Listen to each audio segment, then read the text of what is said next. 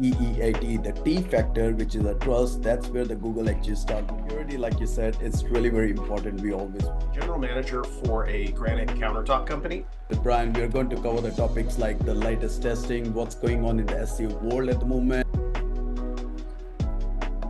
Hey, what's up, everyone? And welcome you to the GenY Growth Lab Podcast. And this is where we talk with the serious entrepreneurs who has used their proven tactics and strategies to take their agency to the next level. Hey everyone, how's things? And today we have Brian Kato with us from Fusion Wine, a Loveland, Colorado-based digital marketing firm who has been in the industry for quite a decade now, has been testing few different SEO strategies to drive conversions and sales to their client sites. So yeah, that's cool. So I'm really looking forward for that, Brian. And then today in this podcast with Brian, we are going to cover the topics like the latest testing, what's going on in the SEO world at the moment, the algorithm updates. We know we had a one big algorithm updates in March. So there's plenty we can talk with Brian. So he's a seasoned SEO. So it's definitely there's a lot of golden nuggets. He's gonna spill it on the table for us. So yeah. Welcome you, Brian. How are you? I'm well. Thank you for having me. Thanks, man. That's great. That's always great to actually meet the like-minded community, I would say. So, Brian, Absolutely. yeah, before jumping into all this SEO and that kind of talk, just a bit about yourself. Share a journey with the world of SEO. How did you get started, and when did you opt to have this SEO or a digital marketing as a full-time career? Because I was looking at your website other day, and I noticed like you guys have got so many kind of a different awards as well from the Up City, from the different other clutch or someone as well. So yeah, I know you guys are the next level. So yeah, tell us a bit, Yes. please. So a little bit about myself. I initially kind of fell into SEO.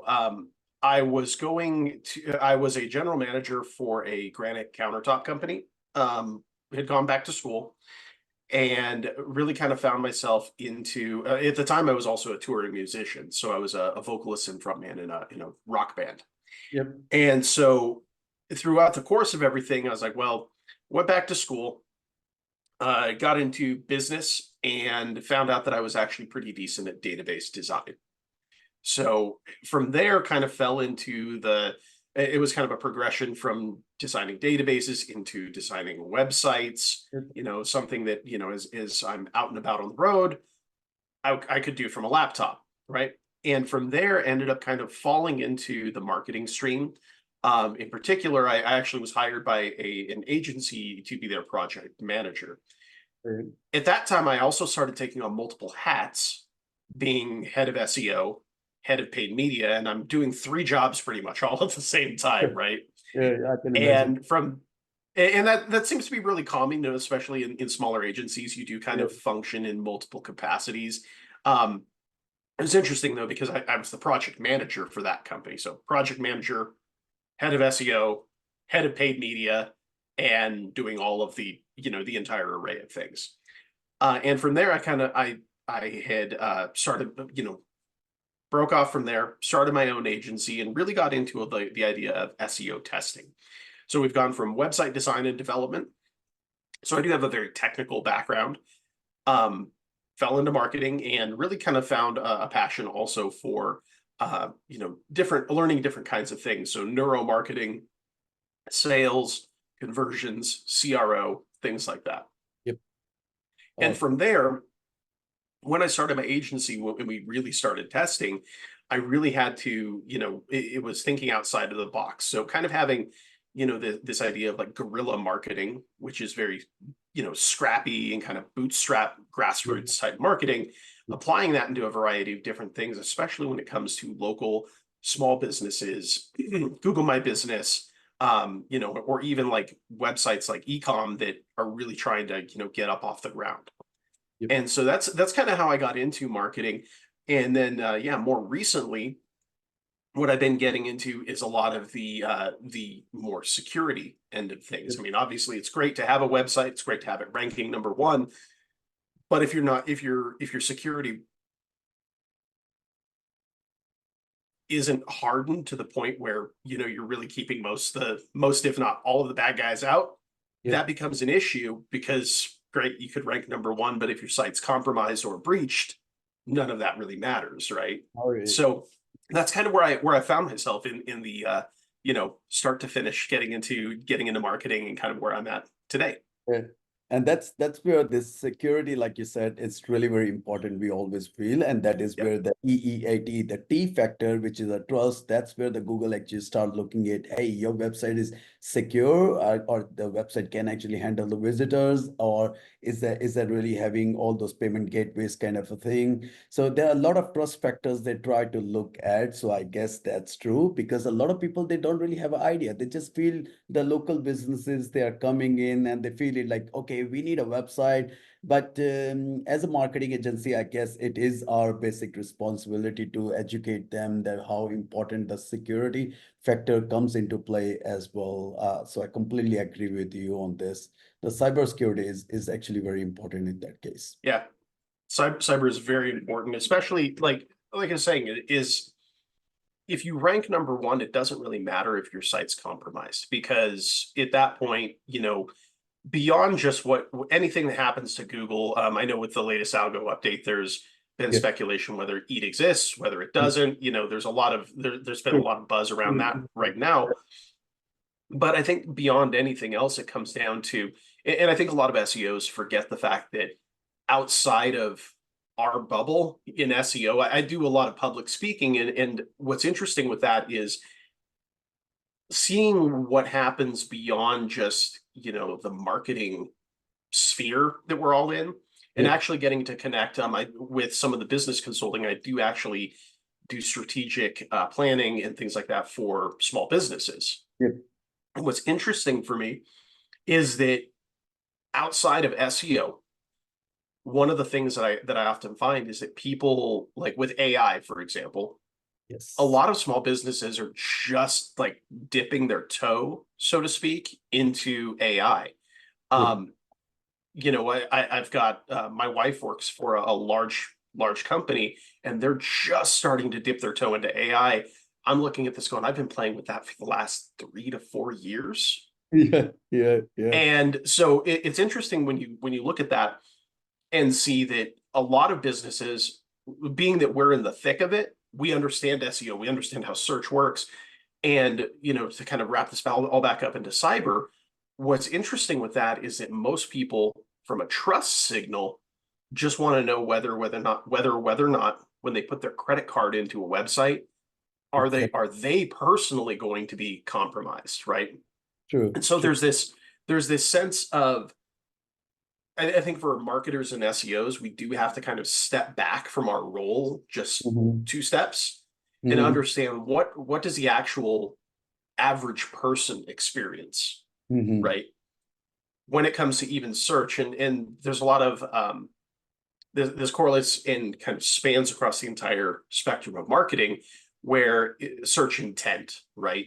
Understanding the average person, if they were to go and try and find something, doesn't matter what it is, are they going to Google? Yes. Or are they seeking out, I see this a lot with especially younger demographics. They're not going to Google, which is really kind of interesting. You'll hear, SEO's dead, or like all of this. The younger crowd isn't necessarily going to Google to look for stuff. They're going to social media, TikTok, Instagram, predominantly those two, Snapchat, right? And that's actually where they're consuming their information. So there's this shift, I think, in a lot of ways, that understanding your demographic, understanding your crowd, understanding how they're consuming information and how they're finding information really does affect your overall strategy, right? Yeah. It's not because it's no longer people just go to Google, or people just search something in the Omni box or the search query box. They're looking at these different platforms, and understanding how you can connect with them on various platforms is absolutely critical. Yes, no, that's true. That's true. The people, they try to look around the complete 360 ways to connect with the actual website, their owners, and even buy the products as well. So now that's really very important. So let's talk about the SEO testing a bit. I mean, like, what kind of testings you guys actually involved with at the moment? Is that related to the websites? Is that related to the GBPs or the numerous factors? I know. I was trying to look into some of the stuff, this latest Google leak, Mhm. and we'll talk about that later on. That there Sure. are two little H1s should be there and that kind of thing. So that all comes down to the SEO testing, which I guess we SEO is gonna be involved in very soon. So what kind of Absolutely. you guys been doing it right now in your agency? So we test, we have an entire subset of my agency that all we do is test, and I'm actually heavily involved in that. Based on our processes, we've got our day-to-day activities that kind of runs through a general process. So that allows me to just and kind of I do enjoy testing. It allows me to kind of play around with different things. So one of the things I've spoken at extensively over the last year at conferences has been making sure that you have at least one, if not several, just test sites that you Yes. can play around with. And in talking with agency owners or even people that work at agencies, it really surprises me that most of them don't do that. They just take what Google says with a grain of salt, and they're like, well, they said it was best practice. Yeah, yeah. And to me, what's Putting in the interesting, keyword. Yeah, putting in the keyword yeah, there or that, and we are done. Now, that's true. absolutely. That's what majority of the SEO agencies they do. You are absolutely right up here. Yes. And there are some good practices, right? I definitely don't want to squash any of that. There's some very good practices, and there's some foundational things that I think really, that transcend across, any kind of strategy that you're looking at.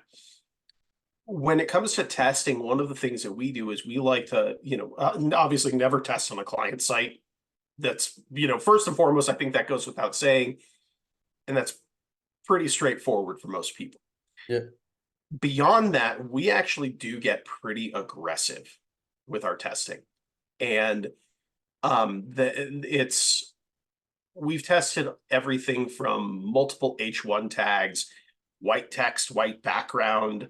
Um, we've tested, adding things to a web page, removing things from a web page, hiding things from a web page, cloaking. I mean, it really does span the entire gamut of what Yeah. people would consider as acceptable SEO or possibly Yeah. questionable And SEO.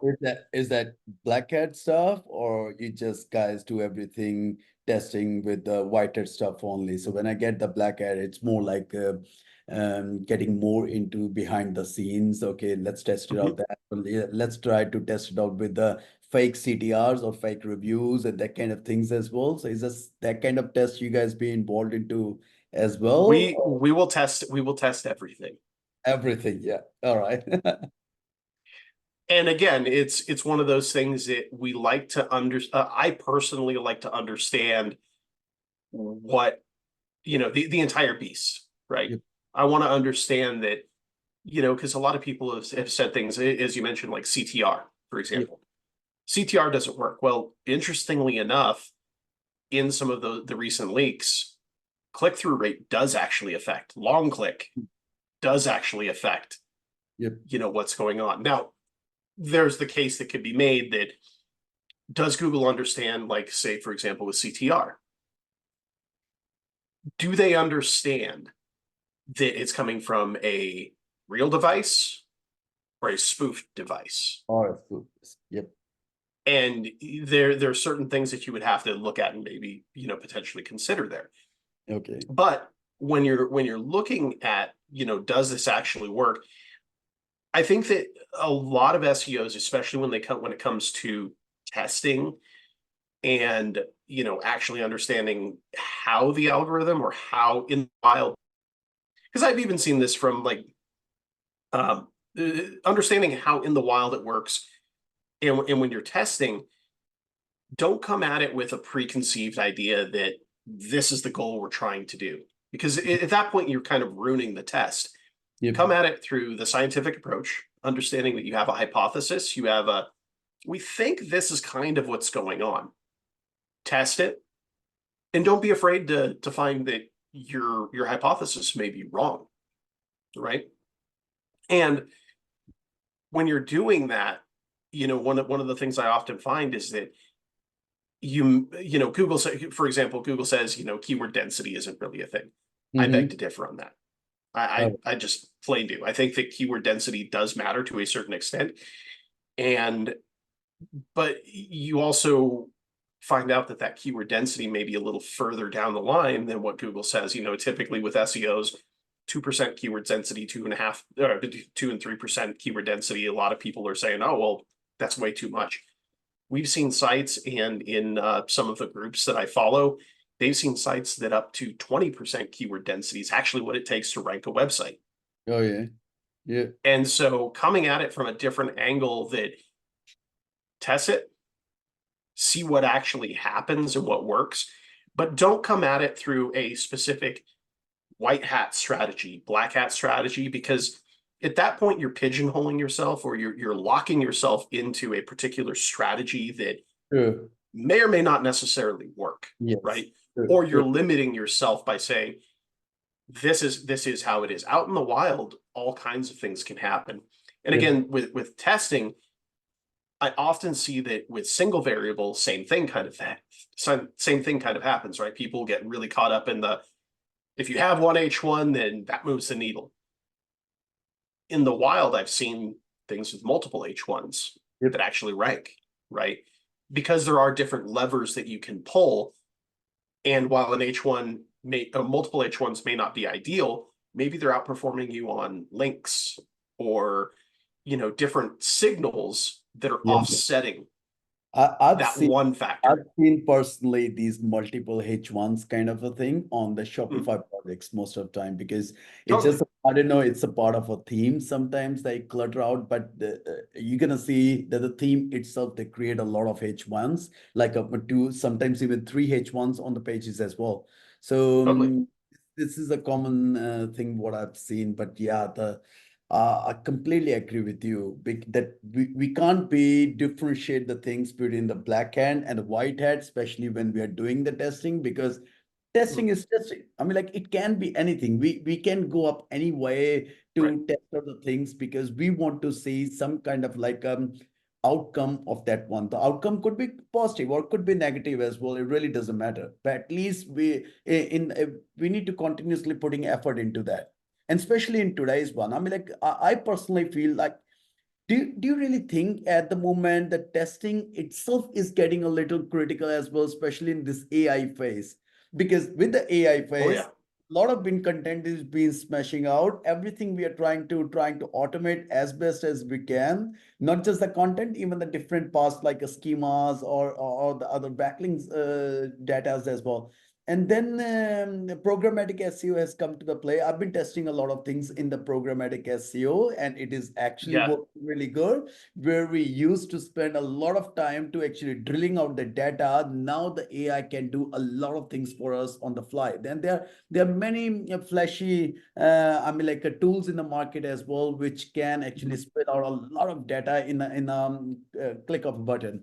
So yeah, do you really feel a kind of differentiation at the moment with the AI and when we were not having AI? Because why did I say AI was because the Google algorithm was not actually that crazy at that time even. It was, but Mhm. not that crazy. I mean, like the last year, 2023, I think that was the first year in the last 12 years in my SEO thing when I've actually seen the 5 or 6 Google algorithm updates in a single year. So they're actually trying to wipe out a lot of web with this AI kind of a content as well. So did So you see any difference in your testings and in the results you are getting as well? yeah, so a couple things to unpack there.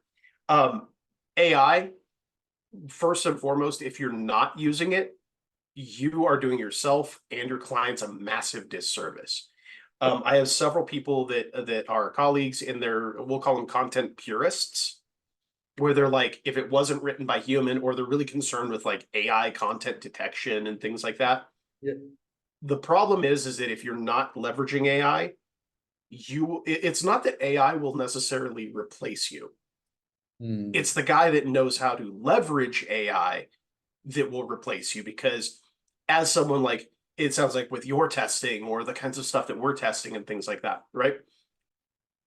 If I can do something that runs circles around someone 10 to 20x or 100x what a single person can do, because understanding prompting, understanding how AI works, and with the click of a button I can do 100 times more work Yes. more efficiently than 100 people. That makes me incredibly valuable to a company, right? And I think that that's where, if you're not leveraging AI, 100% you need to jump on that board and at least understand at a foundational level how it works and what you can do with it. Next thing that I wanted to touch on that you mentioned, programmatic. Absolutely. Like that, I'm seeing phenomenal results out of programmatic SEO because we're able to tap into what would, again, take me 10 to 40 hours. And in the click of a button, I can do it in 5 minutes, right? And it allows me to be much more efficient with my time. Also, data processing, the list goes on and on. So I think that that's one of those areas, especially when it comes to testing, that if you're not tapping into those kinds of things, you're really, really missing out.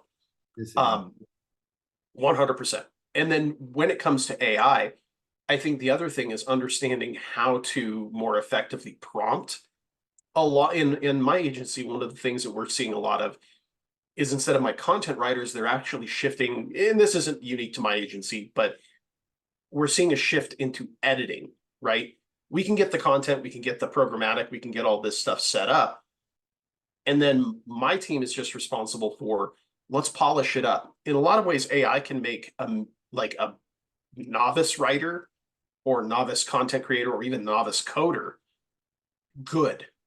If you're already a decent content writer, if you understand conversion rate optimization, if you understand those psychological or neuro-linguistic types of triggers that get people to take action, to convert, it makes your job that much easier. Instead of having to spend time doing it, you can go in there and be like, we should probably refine this message or tune this just a little bit here. Yep. Great. That took you 2 minutes to do, as opposed to, an hour trying to craft the message and come up with this over and over, or even topic mapping, right? We do know that topical alignment does matter, right, for Google. And so being able to do all of that heavy lifting and have everything set on my desk where it's like, here's the entire game plan. Make sure that the game plan looks good. Make sure that it works. I go through it, check. Looks fine, deploy. That makes my job a whole lot easier.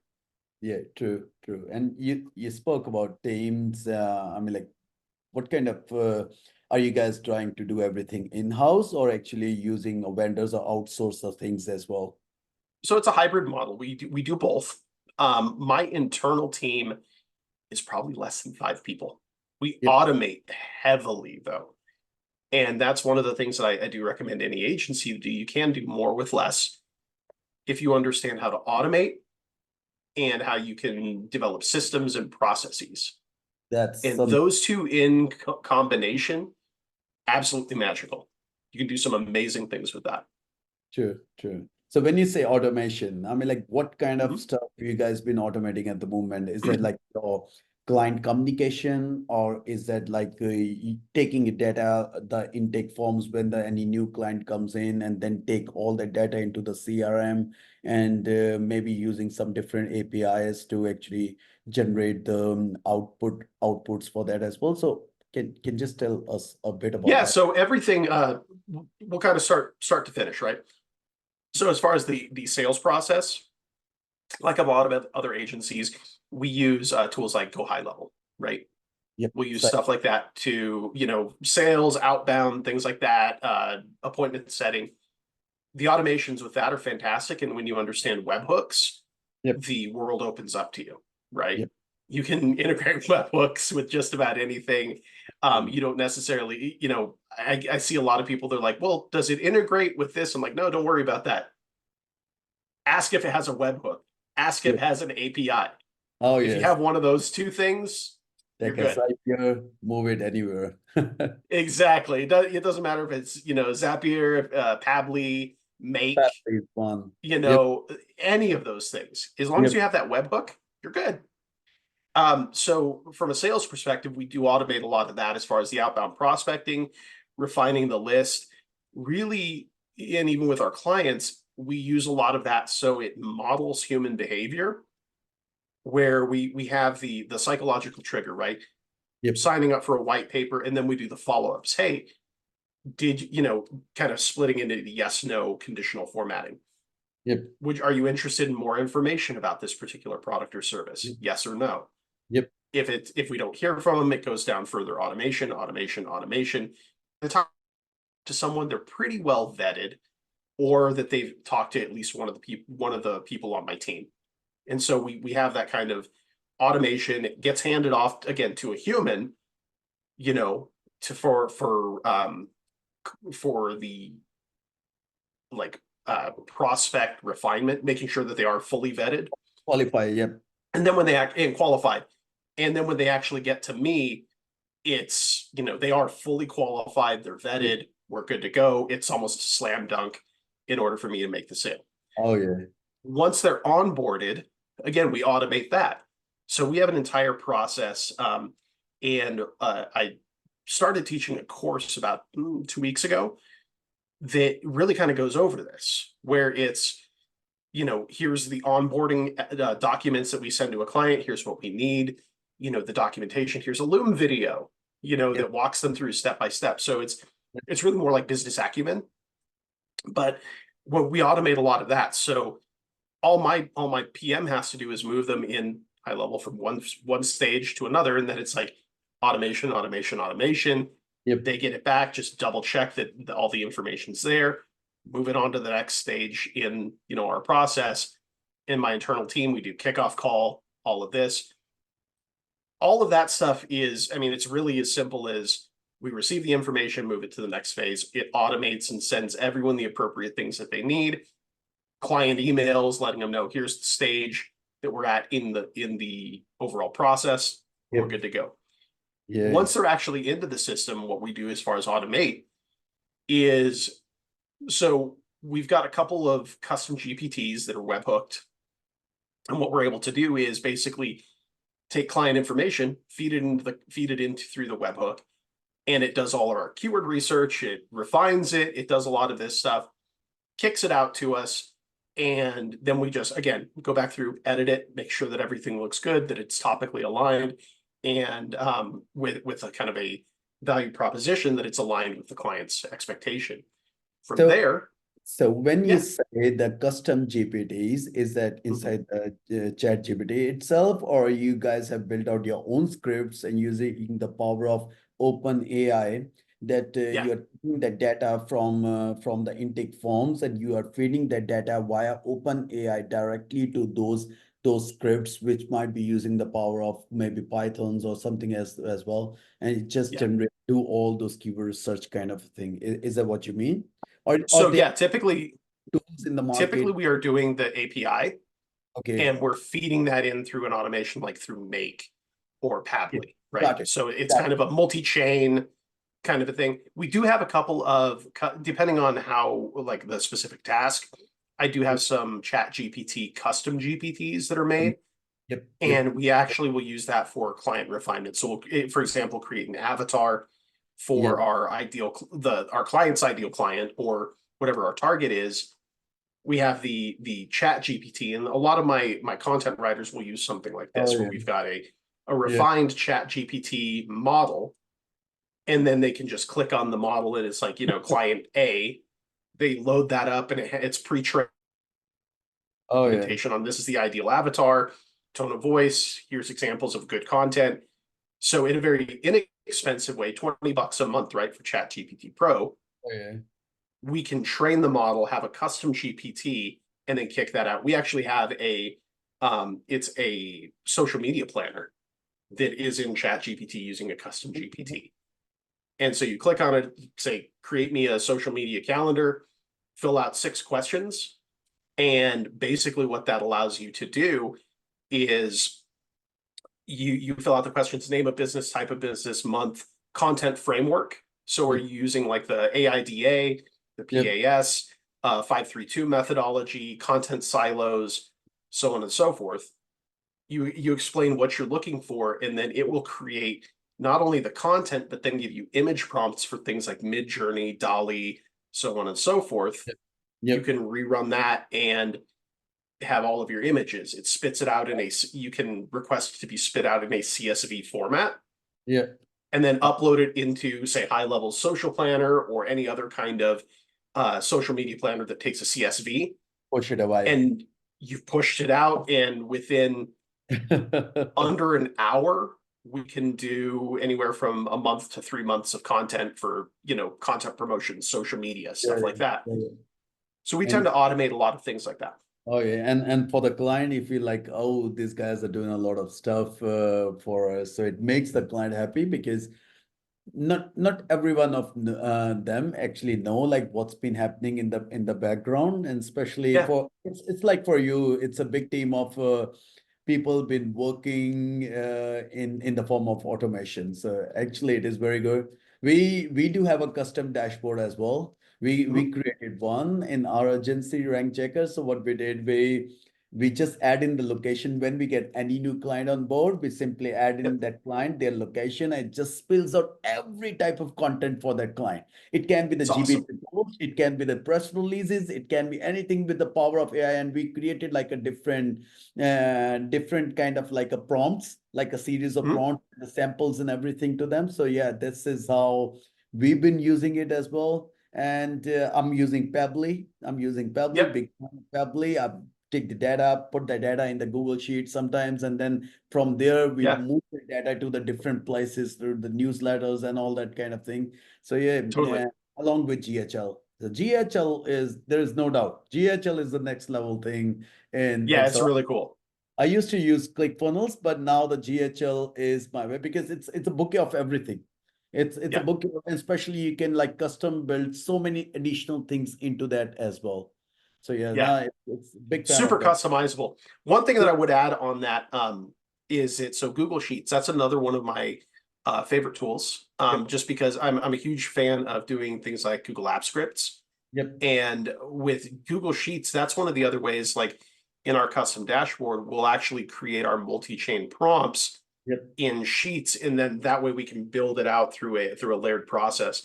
We have Yeah. a custom, we've done some custom integration with things like uh we've got currently it's GPT, Claude, uh what is it? Google Gemini and Perplexity. And we've Okay. got those integrated within a custom app script Okay. so that Oh, you can go into Google Sheets and type in your prompts in a multi-cell kind of format. And then you can go into that and say, okay, well, here's the client that we've got, the affinity, so on and so forth. And exactly. it'll Exactly. actually go through multi-chain Oh yeah. prompt with, cell to cell to cell to cell. And so you can do some really cool things with that. And, Oh, yeah. obviously then take that Google Sheet, webhook that in, you know, do a That variety of other things with yeah, Padly. It's really cool. I do remember a tool from the same guy, the CTR booster guy, PGAI. It's a prompt Mhm. generator AI something. It does the same thing as well. You just train the PGAI that, hey, do this thing with Yeah, this particular Gemini, but then take the feed and put it in the Chat GPT, generate this thing via Chat GPT, and the remaining stuff via Claude and all that. So you can yeah, create complete workflow inside the thing based on what stuff is good with what. You know what I mean? So yeah, totally. it's Oh yeah. a good one as well. So now there is no doubt about that it is actually a game changer thing. So there are three different kind of questions which I really want to ask to wrap it up this entire session. Number one Yeah. is, and which is always asked everyone, is the lead gen method. What is the best lead gen method for your agency? What's been working? You reckon that that the people who've been starting out, who've been struggling to generate leads for their agency, what do you think about it? Yeah. So without a doubt, I think that looking at paid ads is a fantastic way to go. And it doesn't have to be very, very much, right? You can go on Meta, Instagram or Facebook. Yep. You can do those. Google Ads, I tend to I'll recommend that later on down the line. But paid media, without a doubt, is one of the easiest ways to kind of get in front of people. Okay. Going with that, doing lead forms, obviously GHL. I'm a big fan of doing webinar focus groups.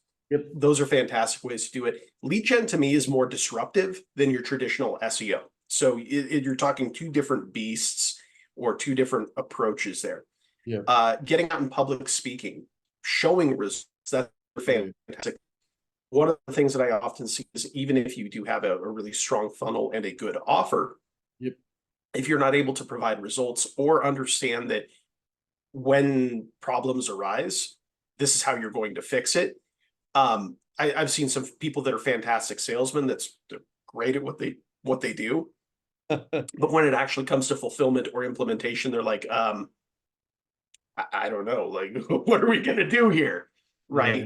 So, and then they end up having to escalate that to someone that does. And then knowing who to contact, right? So from a lead generation standpoint, again, paid media, getting out there, being active, showing people. And I think also understanding from a lead gen perspective, it's just as much about finding out whether someone's a good fit for you. Yep. as it is for them wanting to do business with you. And I see this a lot when it comes to SEOs that they're like, hey, we'll just take on anyone and everyone, right? We've turned down clients upwards of 5 figures a month because they were a bad fit. And understanding that not all money is good money when it comes to lead generation is an absolutely critical thing that anyone doing sales or lead generation needs to understand. They could be offering you, 5 figures, $10,000-$20,000 a month, which sounds like a fantastic money, right? But when they start to want to control the way that you're doing your SEO, when they want to start saying, no, we want to have daily meetings, weekly meetings, all of this stuff, It's that 10 to 20,000 a month starts to feel a little bit more like this is more like a chore. Yeah. And I could do a lot better even with, $1,000, $2,000 a month client that just leaves me alone and lets me do my thing.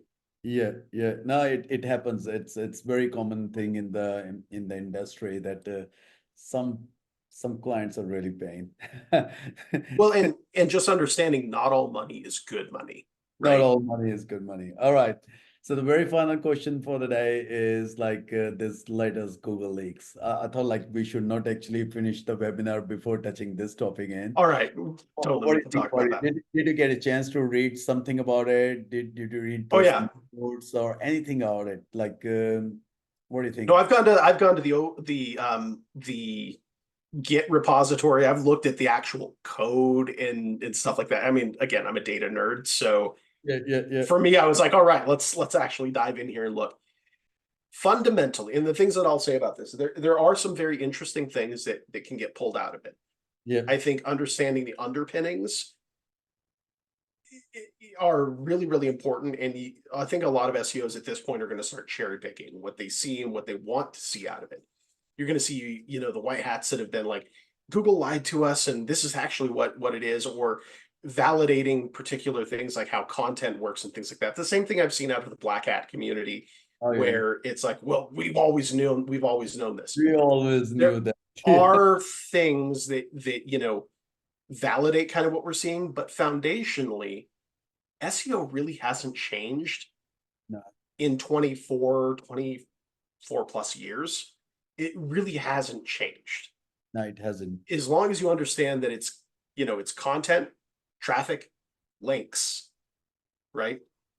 Understanding its activity, relevance, trust. And there's a lot of people that, have touched on these things. When you understand that those are the kinds of, when you understand that those are the kinds of underpinnings that Google has to adhere to, it makes your job a whole lot easier, right? Oh, yeah. It becomes considerably more simplistic when you understand that these are the levers that you can pull. True. And that as long as you're doing those things, it really doesn't matter what Google throws your way as far as an algorithm. All it is it's adjusting the mixture, kind of like if you want to think of it in like baking, right? You add a little bit more sugar, You take a little bit more sugar away. That's essentially all that they're doing in their algorithm, is they're just adjusting those ratios. Yep. And saying, we're going to place more emphasis on content. We're going to place less emphasis on links. We're going to place more emphasis on links, less emphasis on this particular on-page element. Yep. Right. And when you understand that those are kind of the basic mechanisms and levers that you can pull in order to increase your ranking and to increase traffic, a lot of this stuff is kind of like, okay, that, this latest leak that's interesting. It definitely kind of reinforces what we've thought all along. Or maybe there are things that don't matter as much as we thought they were. So it's interesting, topic of discussion. But again, at a foundational level, nothing's really changed. No, that's the same thing that we've been looking at.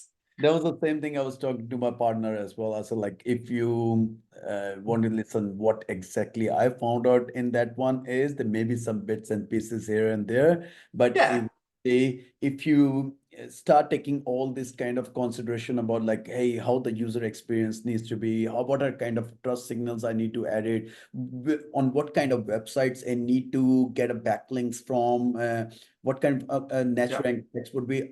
I think, like, nothing has been changed. Nothing has been changed all these years in the SEO. Yeah. Everything is the same. It's just like people who are making it overcomplicated, reading all those kind of things but for me, it's good at a technical level. Absolutely. It's good to understand the technical part of it. Yep. But at the end of the day, like, if that's how you want to spend your Friday evening, like, okay, read technical documents. That's cool. I probably would. Like, I enjoy reading, like, very nerdy, technical documents. But if you're really focused on business and wanting to make money, absolutely. Like, it's can you get someone to your website? Can you get them to convert? I mean, it's really that simple, right? Yeah, it's really simple if we understand the basics of this SEO. And it was always the same. So totally. Yeah, especially at the local SEO level, it really doesn't make too much difference either with all the stuff. All right. No, that was super good session. I would say, Brian, really, I really enjoyed the conversation. I'm sure the listeners really gonna love it too. And just a very final piece of thought, what are you really gonna say to the people who've been just starting out in the SEO, feel like, hey, every single influencer on the web is talking at the moment, hey, SEO is too complicated, I should move on to the paid media. So what is your thoughts on that one for the people who is just starting out at the bootstrap budget and have a dream to build out the 7-figure agency? Absolutely. So the first thing that I would say is, don't be afraid to fail. True. Test and really understand that you're not going to get it right on the first time. It's not a big deal. Learn from it and continue to learn from testing and experience. The next thing is your net worth, or your network is your net worth. Align yourself with people that are successful, that are actually doing things in SEO, and not just the flashy, like we won an award, or we're a 2 Comma Club member, something like that. That is important, but understand that, like, what people are actually doing in SEO may not be getting awards. Understand that, aligning yourself and getting to know people that are actually making things happen and getting results, absolutely important. Sure. And then finally, the other thing that I would mention to them is, you are going to have to invest. Not everything is free.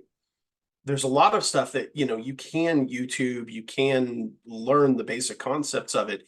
But at some point, I would recommend get involved with local meetups, get involved with conferences, expand what you're doing.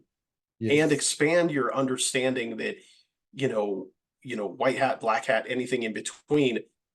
Get a very holistic, complete picture of what's actually going on within the industry.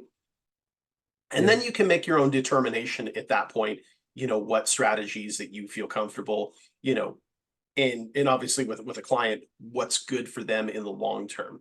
Don't just jump into the easy thing that's going to get you the quick wins. understand what the risk and reward are for any of those kinds of things. Yeah.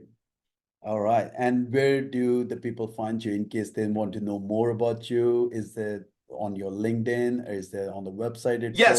so Best way for that. LinkedIn or Facebook. Facebook tends to be a little bit better. I'm more active on that than I am on LinkedIn. But yeah, either on LinkedIn, Facebook, or Twitter, X, I guess we're calling it now. But any of those kinds of things, I'm pretty active on that. In the video description, I'll put it your Facebook and a LinkedIn, and I'll try to find Sounds your great. X link as well because I don't know, I'm not much active on Twitter myself I either. used to be really active there, but it like over the last year or so, I'm like, it's kind of fallen off a little bit. But Yeah, I got distracted too much with those little snippets of the information. Yes, you can absorb a lot, but I do get yeah, distracted really quickly with those political news and all that too. All totally. right. Now, thanks, Brian. Thanks a lot for all your time, the one which you have given us. I really appreciate that. Yeah, And the moment I saw your booking, I was pretty sure that, yeah, no, there is definitely a lot coming in from your way. awesome. Thanks Well, it for was a that. real pleasure. Thank you very much. Thank you. Bye-bye.